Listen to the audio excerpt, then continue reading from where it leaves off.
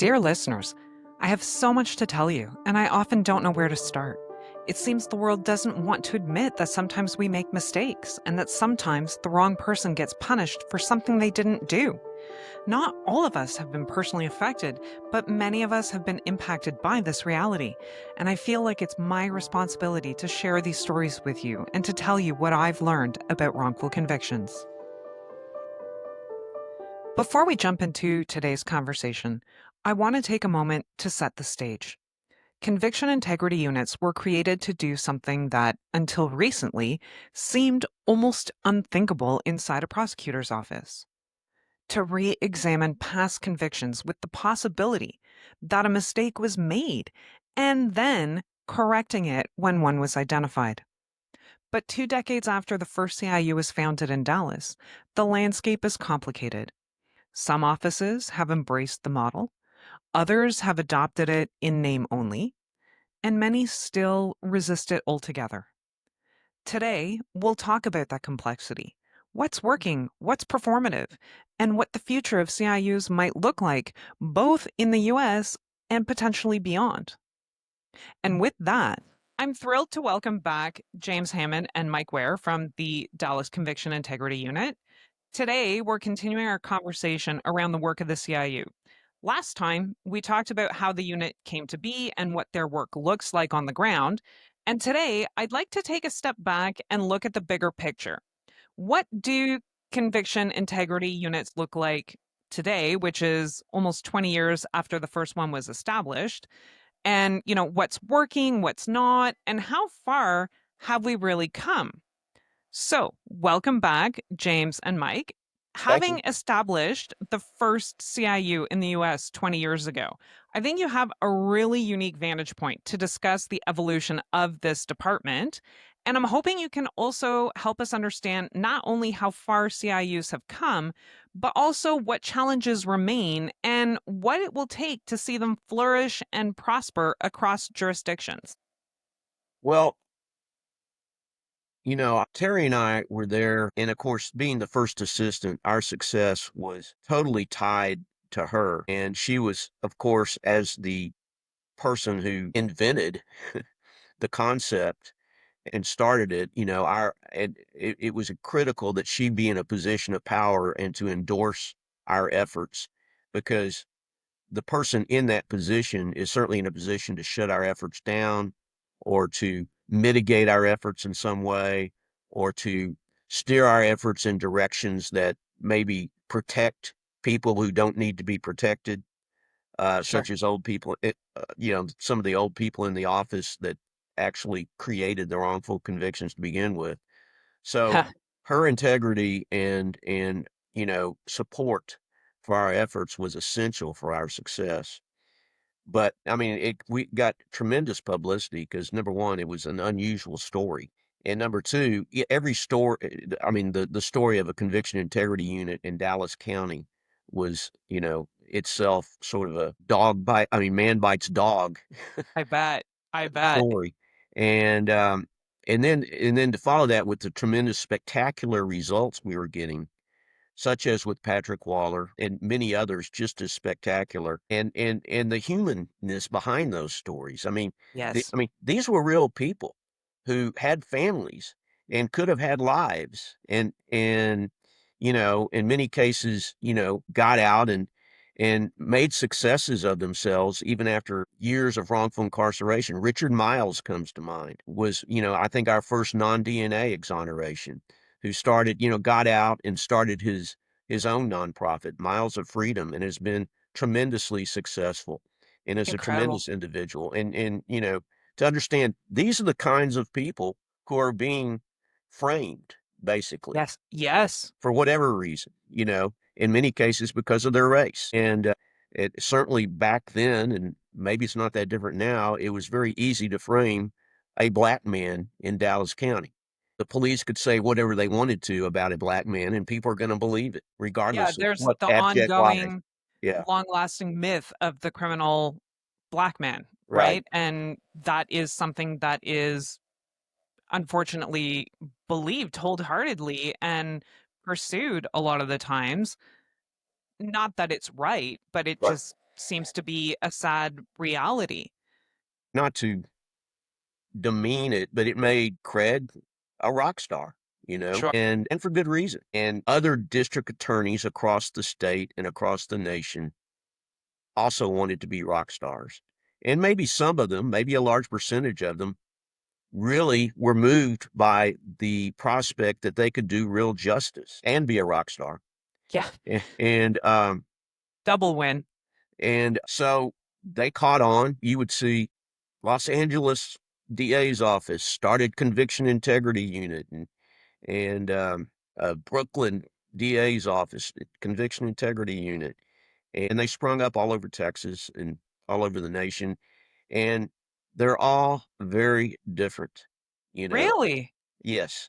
I mean, I say they're all. I haven't dealt with every single one of them, but Sure. every one I've dealt with, they'll change personnel. They take on the personality of the elected DA, whatever that may be. They don't Right. all have Terry Moore's, making sure that they can do their work properly. They maybe have an old school first assistant who doesn't like all this conviction integrity nonsense to begin with. That's not your job. Wow. So Is that really an ethos in some of the department? Like, I mean, this is their own department, but then they're saying, conviction integrity, that's not your job to look at our convictions. And is well, there I like mean, this that's the belief? subtext. They're not actually saying that. Of course. Of course. No one has ever come out and said from the beginning, Jim, you would agree or disagree with this. No one has ever come out and said innocent people, other than what I mentioned earlier, what maybe it's said in bars by the DA's office. No Sure. one has ever actually come out and said innocent people need to be convicted, and once they're convicted, they need to stay convicted.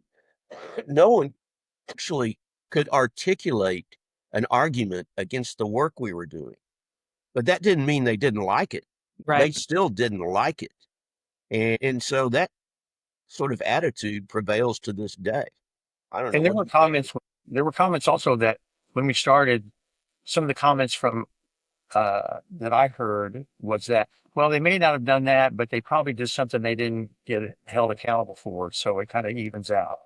So, Wow. So it all comes out in the wash. yeah, yeah. There's usually a lot of subtext of racism in that comment. Sure.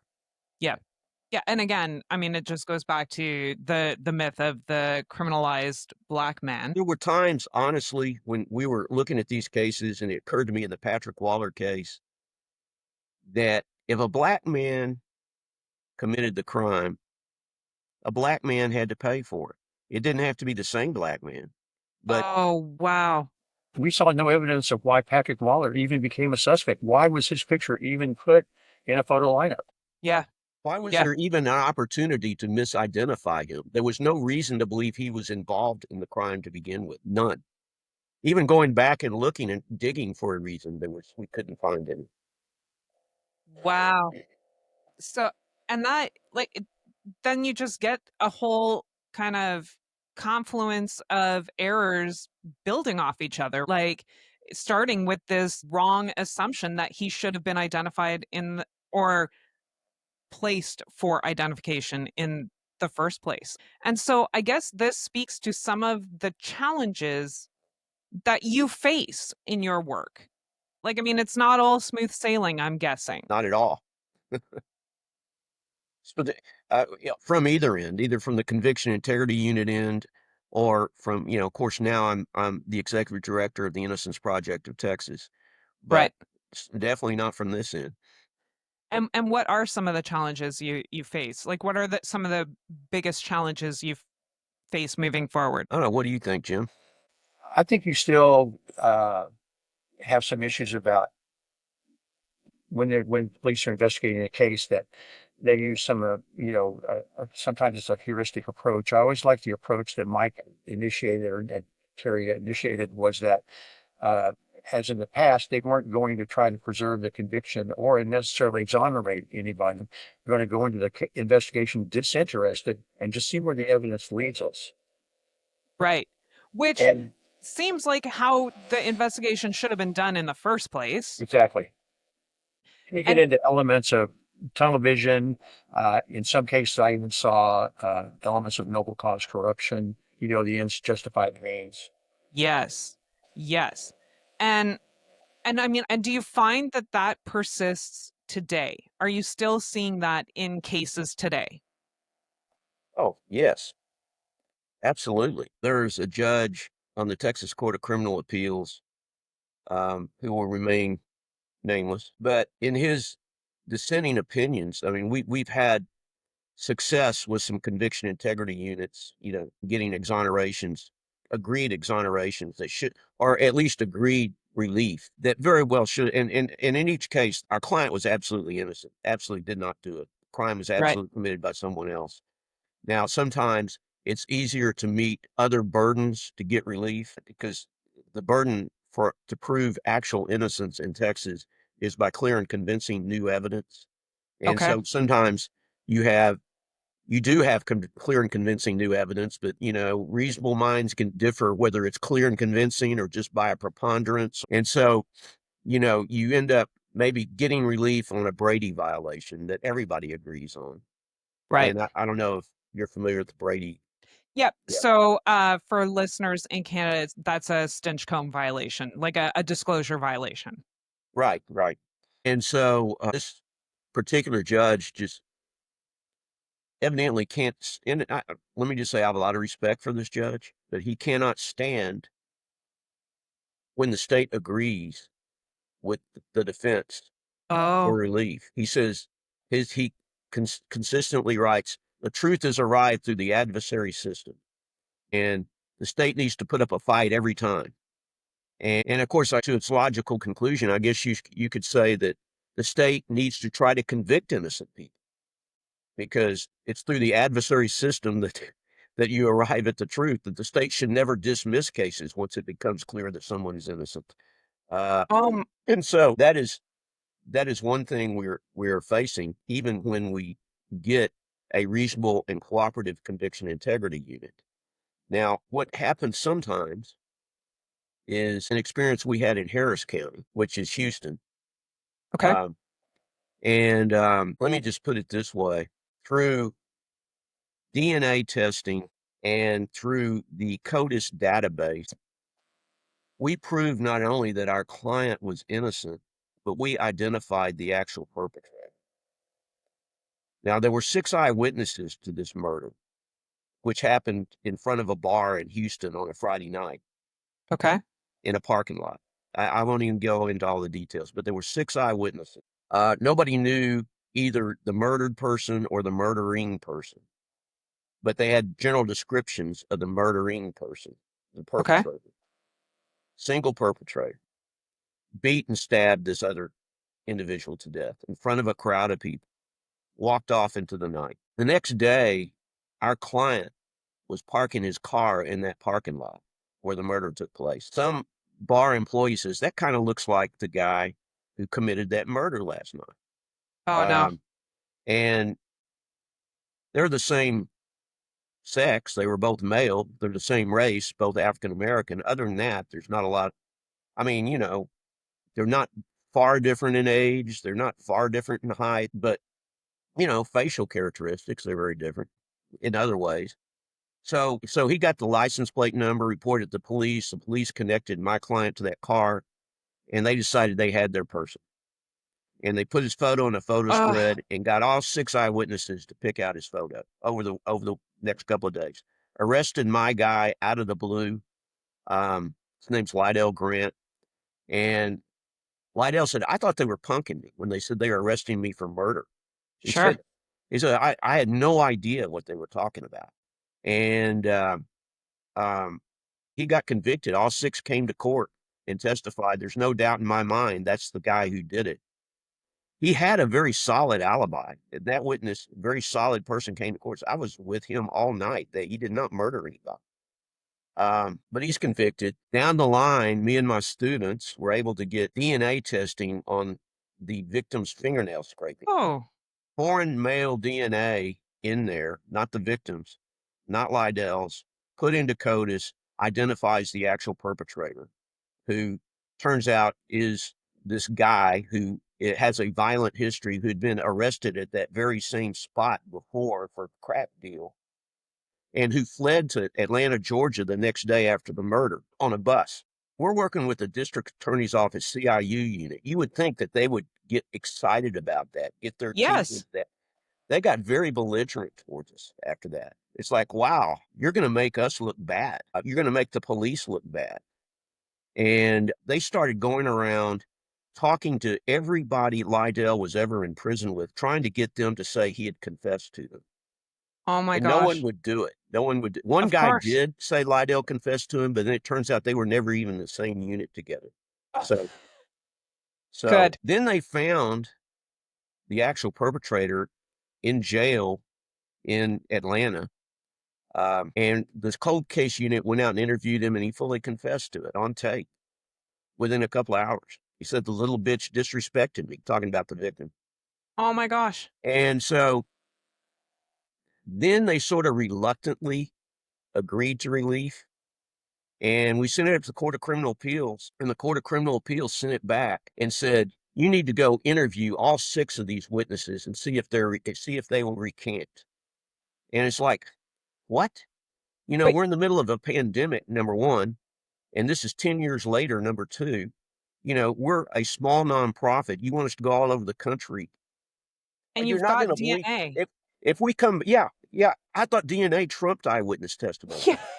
You know. Yeah. So anyway, we turned that responsibility over to the DA's office, and they only got one witness who would talk to him. He says the police told us who to pick, Wow. which I think happens a whole lot, and people don't realize it. So I was kind of glad they had us go back and talk to him, because they said that's why all 6 of us picked the same guy. This police told us who to pick, Yep. and of course it's very impressive once you come to court. And you've Um, got 6 people saying the same thing. it, Ultimately, the Court of Criminal Appeals reluctantly exonerated him. And, So and and and the actual perpetrator, by the way, was indicted and convicted. And to go to Jim's point earlier, he did stab somebody else in the Atlanta area after this case. which is presumably why he was in prison in Atlanta. So I see we're almost at time, but I just want to wrap up with you've been doing this work for 20 years. Is the CIU still necessary today? Yes. Yes, like part of the focus of the current chief, Cynthia Garza, is she speaks a lot about these cases and processes to the defense bar and the uh, HALE, the Center for American and International Law, at the actual innocence conferences. And so, an important part of her mission is to educate attorneys and what to look for and hear the experiences that they've had, because she's been with the unit. She's the longest serving CIU prosecutor in the nation. Oh, So okay. yeah, Okay. she was on board with us when we were uh, still in it. To any jurisdiction that doesn't have a CIU, what would you say to them about the values or, starting one up or trying to learn about one? Well, every jurisdiction's different. I mean, in Texas, we've got district attorney's offices that have one employee that covers whatever, 100 square miles. And obviously the issues in those offices are practically different than in the large urban areas. Sure. Uh, so obviously their issues are different than the ones in Dallas or Harris County or Right. Tarrant or Travis County. But I don't know. Jim, what do you think? Well, some of the universities have innocence clinics, and we work with them also on cases. Right. Michael Phillips, out of UT at Innocence Clinic, they took on that case when we found out that his DNA excluded him. Well, Right. but back to your question, what would I say to them is, I where do where do where do I begin? It's hard to summarize exactly what I would say to them. I would want to engage them in an extensive discussion, I think. And that's fair. And, and in some instances, I imagine that is very much necessary, just based on some of the resistance that you have seen in your practical time, that not everybody sees the value. And I think that the work you're doing is so critically important. And I have nothing but respect for everything that you do. Well, thank you. I appreciate that. One story did come to mind that Yes. that is kind of illustrative of your question. We have a case in Nueces County, Texas, which is Corpus Christi, Okay. down on the coast. Let me put it this way. This guy was wrongfully arrested for molesting a 12-year-old boy on the beach in Corpus Christi over a 4th of July weekend. Okay. Okay. Lots of in a campground. There's people camping all over the place. It's a long story about why he was wrongfully arrested, but he's openly gay. And the family of the little boy knew he was openly gay. So he's the one they accused. And he said, I didn't do it. I didn't do it. The police arrest him. They put him in jail. He can't make bond. He's supporting his family. He's supporting his mother. He's supporting his little sister, all of whom are camping there with him. This is a family camping trip. Everybody says, no, he didn't do that. Well, he's gay. So the police assume he did do it. And so does the family. So they hold him this 4th of July. They can't make bond. He misses Thanksgiving, misses Christmas. January the 2nd, bring him into court. His lawyer says, if you'll take this deal, you can walk out today and you don't go to prison. It's deferred adjudication. Just all you got to do is say you're guilty of touching this 12-year-old boy. And he goes, but I didn't do it. Well, then you can just stay in jail and maybe we'll reach your case. So he pleads and ends up going to prison. Not because he committed another offense, but because it's impossible to meet the terms and conditions of sex offender probation. And among other things, his mother, who he has always lived with and supported, lives too near a school, so he can no longer live and support his mother. And so Wow. he goes to prison. The arrest was in 2011. He pleads January 2nd, 2012. I think I've got my years right here. He goes to prison in 2015. In 2019, his sister, who's very dedicated to him, discovers there was DNA that exonerates him. Oh, That they collected DNA from the little boy's shorts, the inside, the outside, and there is foreign male DNA, not the 12-year-old boys. Touch DNA all over the front and inside of his shorts, sperm and semen DNA all over the inside of his shorts. Not our guy. They never disclosed that to the defense. And it's oh, DPS, the Texas Department of Public Safety, that did the test. And they didn't find out about it until 2019. By then, our guy has already filed and lost his first pro se writ, which happened in 2018. When he found out about the DNA, he filed a follow-up writ, and the DA's office strongly opposed it, saying, you already lost. You only get one bite at the apple. You are procedurally barred. And of course, he's pro se, so they won. oh my God. And so, like in 2022 or 2023, the case got brought to our attention. Fairly recently, I went in to talk to the DA about this case, and he was like, well, that's all well and good, but maybe he didn't do it, but he pled guilty. He got his deal, and then he screwed up his deal. And I said, I'm talking to the elected DA here, which I thought I could talk to, lawyer to lawyer. And I said, well, tell me, what possible justice does it serve to have the wrong guy in prison just because he pled guilty when the guy who actually did it is still out there? And he says, you know what? I don't like your attitude. Unbelievable. And I said, well, I'm 70 years old, and my first grade teacher told me I had a bad attitude. So I'm 70 years old. I guess I still have a bad attitude, but certainly didn't mean to offend you. You know, And that bad attitude has probably helped a lot of innocent people. So don't change that bad attitude. I appreciate that. Um, let's just say they didn't agree to relief, and we're fighting that case now. Oh my gosh, it's still not resolved. No, the Court of Criminal Appeals is a very unsympathetic. We filed a writ that is very unsympathetic. The actual perpetrator's profile Jim, has now, as of 2024, been put into CODIS by DPS. So we have the actual perpetrator in CODIS. As far as we know, no hits yet. And our innocent guy is in prison. They need to compare it against public DNA, like 23andMe and stuff, and see if there's any. Well, and we did that, not them. We think we've identified the actual perpetrator, but more to come on that. Well, we may have to have a follow-up episode when there is resolution to that case, because I think many of us will be sitting wondering about that now. So I want to thank you both so much for your time. This has been an absolutely enlightening conversation, and I really appreciate the work that you do, that you continue to do, and, your candor in speaking about it. So thank you. Thank you, Kelly. Thank you for having us.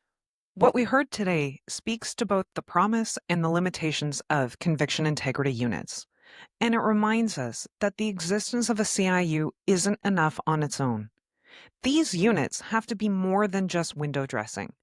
They have to be empowered, adequately resourced, and genuinely committed to justice, even when that means acknowledging hard truths about past prosecutions. James and Mike helped us see just how difficult that is to sustain and why it matters so much that we try. Because when a CIU is built with purpose, independence, and integrity, it can do so much more than correct wrongful convictions. It can shift the culture of prosecution itself.